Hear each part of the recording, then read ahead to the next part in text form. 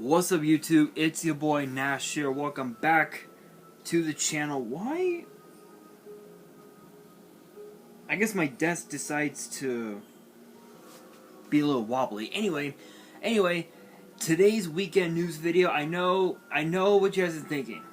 You guys just saw the title of the video and thought, and probably were asking yourselves, wait a minute, didn't you just do this one already?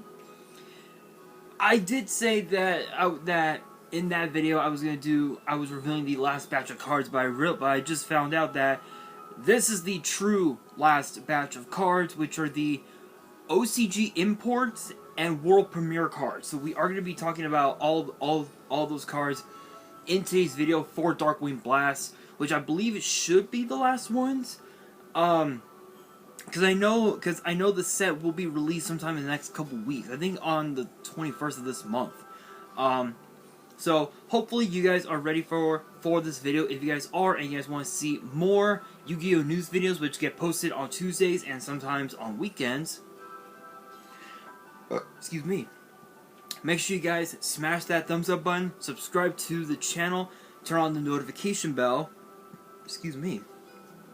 And as always, make sure you guys follow me on all my social media. Links will be in the description below, as will the info to my fan mail. It will also be in the description as well. Let's get straight into it. Kicking these off, we have some brand new ninja cards, which I don't think I ever talked about on the channel. But if I did, you guys can remind me in the comments. But first up, we have Tobari the Sky Ninja, which is a 1-star Earth-winged beast with 0 attack and defense, and it says that this card cannot be destroyed by battle or card effect the turn it was special summon or flip face up. Can only use each effect once per turn, which reads, and the first effect reads: you can send this card from your hand to the grave, special summon a ninja from your hand face up in face up or face down defense. And the second effect reads: during your opponent's main or battle phase, as a quick effect, you can fusion summon a fusion monster from your extra deck, using monsters from your hand or field as material. So this basically acts as a polymerization with legs. That's pretty much what it does. It's really cool because obviously these ninjas, I never thought that a ninja archetype could ever get a fusion. And shockingly enough, they have a fusion in the form of Mizan, in the form of Mizan the Battle Ninja. I probably butchered that, but I will be talking about his effect a little later on in the video. But still, that's actually not too bad. I mean, it's a I can't speak. It's a polymerization, and it's also a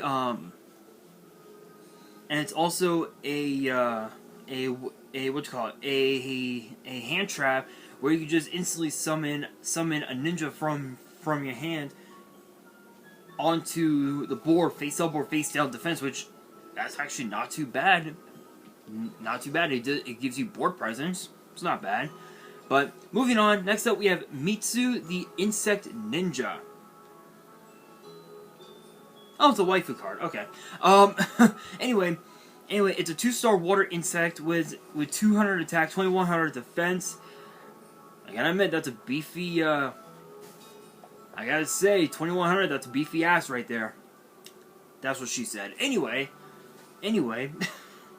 bad joke. I know, but 2100 defense. That is beefy. We all know. We all know.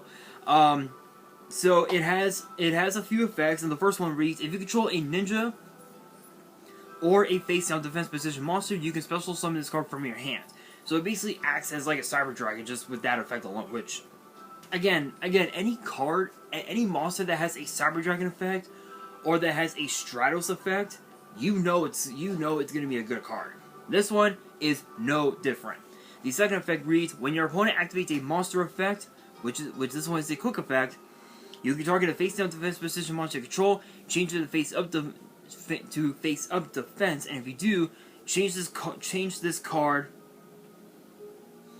to face-down defense. So it basically does a little roll reversal. So with this, the monster that you target that's face down, it goes face up, and then Mitsu basically triggers as a Book of Moon, which flips itself face down, which that's pretty crazy.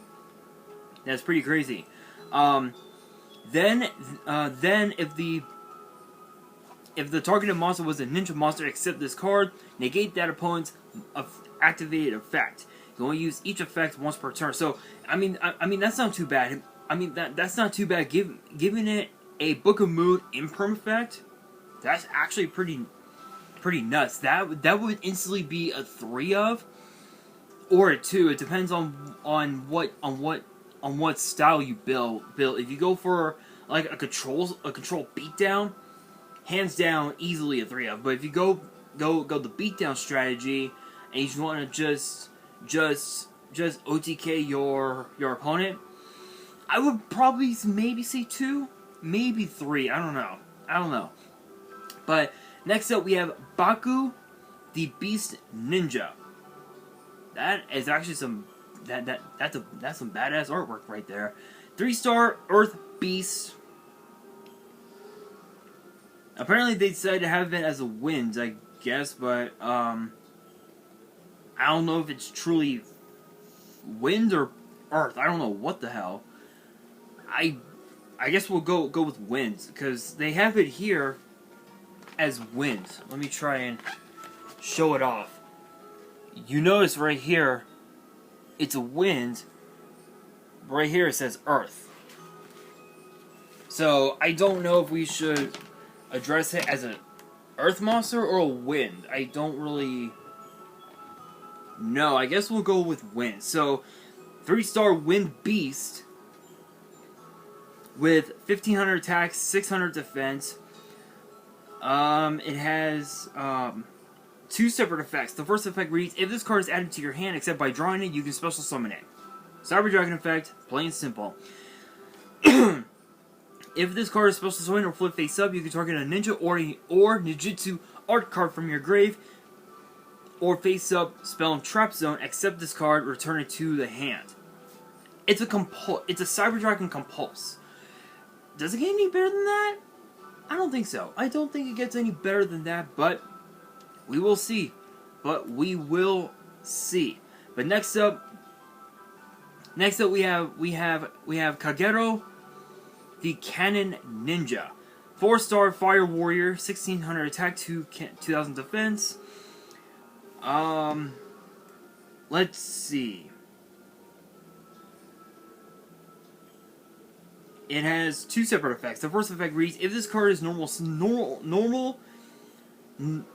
special, or flipped summoned, you can special summon a ninja from your hand or grave in face down defense position, except this card. So basically it's a Cyber Rev system on steroids. That's, I mean, not much else to say about that, right? When your opponent activates a card or effect that targets exactly one ninja or exactly one face-down defense position monster you control, while this card is in your grave as a quick effect, you can special summon this card in face-down defense, and if you do, return the targeted card to the hand. Wow. That, again, it's a Cyber Rev system Compulse. That's actually not too bad, but the only downside... By the way, shoutouts to Starbucks for the cold brew. Not sponsored. not sponsored. They fucked up on my order yesterday and they had to fix it. Anyway, the only downside with the Cyber Rev system, effect is the fact that Ghost Bell is going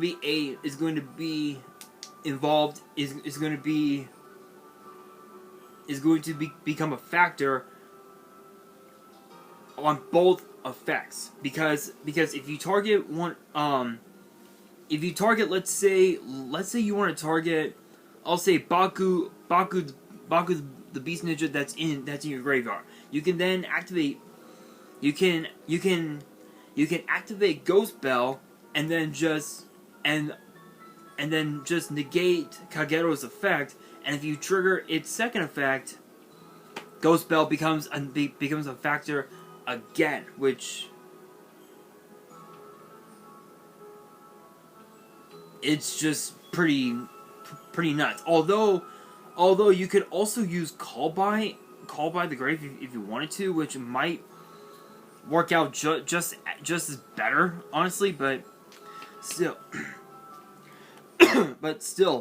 that's like the only downside, honestly. But next up, we have Mizan the Battle Ninja, which is a 6-star Dark Warrior fusion. Obviously, 2500 attack, 1500 defense, and of course 2 ninjas with different types. Must first be either fusion summon or special summon from your extra deck. By attributing the above cards to control, your ninja monsters can attack directly. Basically, they just bypass your opponent's board and just be like, you know what, fuck this, attack directly, and you end up winning. That basically is a game changer. Simple. The effect reads: while you control a face-down defense position monster, your opponent's monsters cannot target this card for attacks. Okay, I'm not gonna complain. I'm not gonna lie. That's actually a pretty insane effect because this card basically can protect itself as long as you have as long as you have monsters face down. He can basically protect himself. That's pretty cool. I have to admit. Let's see. The other effect reads: when your opponent activates a card or effect as a quick effect, you can special summon 1 ninja from your deck in face up or face down defense. I mean, to be fair, that's actually not too bad. But we all know hand traps will become a factor, so you got to try and maneuver around those hand traps. I would say Mind Drain, but the only problem is that a lot of the main deck monsters have effects that activate in the hand, which not the best option. So possibly Prohibition would probably be a good card to stop Ash Blossom, but if your opponent does have an out to your Prohibition, then you're basically fucked. Which it's not too. I mean, to be fair, it's not truly the end of the world if your opponent ashes Misa, but I mean, can't hurt to try, right? Next up, we are going into the spells. We have Nejutsu Art Notebook of Mystery. It's a pretty cool name.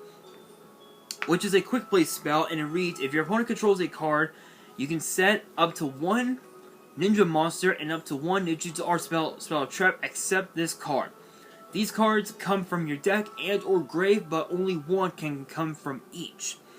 If this set card on the field is sent to the grave, you can target a face-up monster on the field, change it to face-up defense. Can only use each effect once per turn. Oh, damn. Wow. So, basically, it acts as 3 more copies of Book of Moon. Because if you run 3 copies of Book of Moon, you have 3 more copies in the form of Notebook of Mystery, which that's pretty insane. That's pretty insane because if you book your opponent's board, with the exception of their link monsters, of course, you basically have broken their board easily. So that's actually not too bad. I'm surprised that Book of Moon could be meta once again in a format where sprites are busted as fuck. Sword Soul is still busted as fuck, and Missing Mind still needs to get banned, but probably never will because Konami thinks that it's a good card. If you guys disagree with them, post in the comments, because we all know that Missing Mind definitely needs to get hit. Next ban list, I'm saying it right now, Missing Mind needs to get hit. Will it? Probably not. Probably not, but that's just me. That's just me, honestly. That's just my opinion. We have a few more cards to talk about for this part of the video. So next up we have Ninjutsu Art Tool Iron Digger, which is an equipped spell. And it reads, the equipped monster gains 500 attack. Also, it's treated as a ninja. You can only use each of the following effects once per turn. You can banish a ninja from your grave, then target a card on the field and destroy it. It can pop. I mean, it can pop. It can pop back row. It can pop cards on the front lines. That's actually pretty nuts. If this card is sent from the field to the grave, you can target one of your banished ninjas, add it to your hand, or special summon in face down defense. So if you were to equip this to let's say Mizan, and your opponent activates a card like say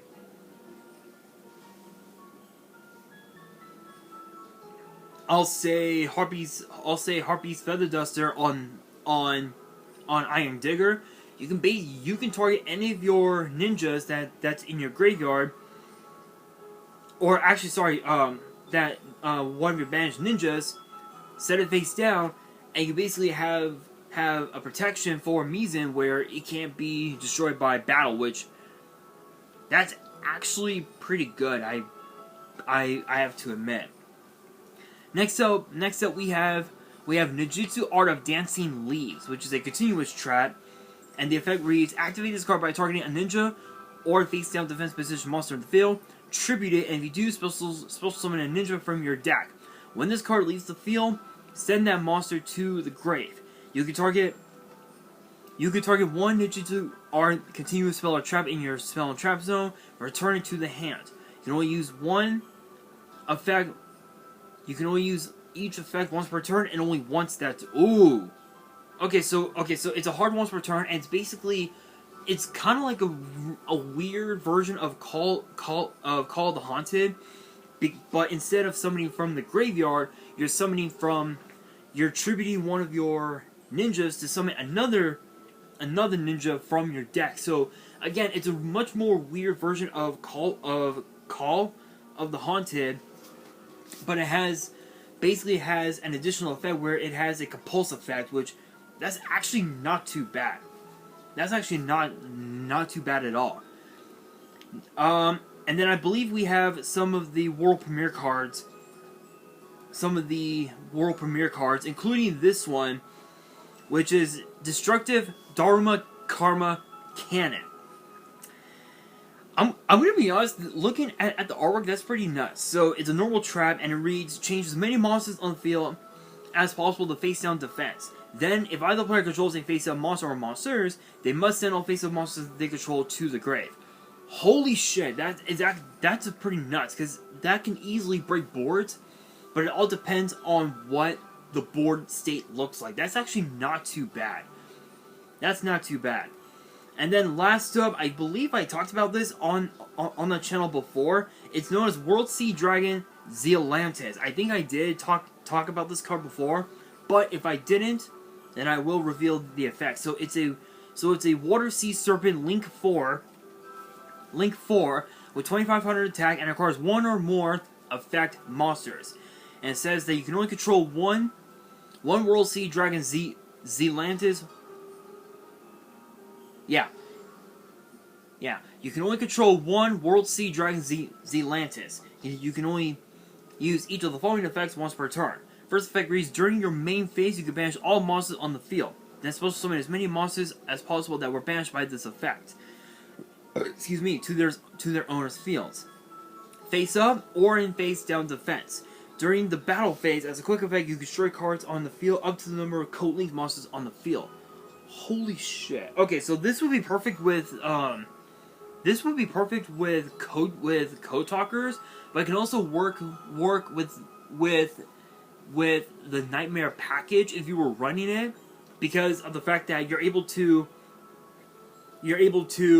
manipulate the board to where if you have, let's say, I'll say Griffin in the extra monster zone, and then you have then you have Phoenix, Unicorn, Cerberus, and this card. That's what, 5? That's what 5 cards? Let's see, Griffin, Phoenix, Unicorn, Cerberus. This one, basically that's 5 cards you're popping. That's actually not too bad. But we do got to move into the OCG imports and the world premiere cards, which I believe some of them I had already talked about on the channel, but still. First up, I believe this is the first world premiere card. It is known as Spellbound, and apparently it's a secret rare, and it's a quick play spell that reads: all face-up monsters your opponent currently controls cannot be attributed or used as material for a fusion, synchro, exceed, or link summon until the end of the turn. Oh my god. This is basically Dimensional Barrier on steroids. If you guys do not remember Dimensional Barrier,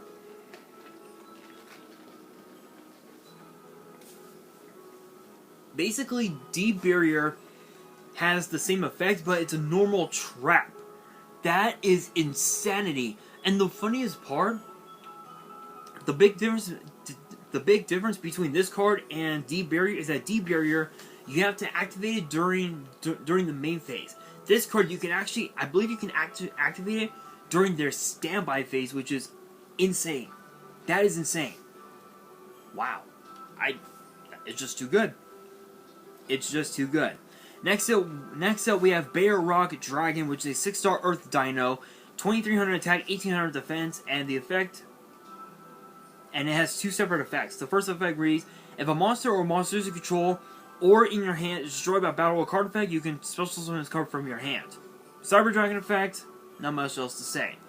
If this card in its owner's possession is destroyed by an opponent's card, you can target one of the Dino and or one rock monster in your grave and special summon them. You can only use each effect once per turn. Okay, so rock monster, I believe you can actually run this card with the gadgets. I believe with the gadgets or the Magnet Warriors, because I believe they're both rock types, which actually is pretty hilarious. Which is kind of hilarious. I have to admit. Plus, I think this can also be used as a super poly target to summon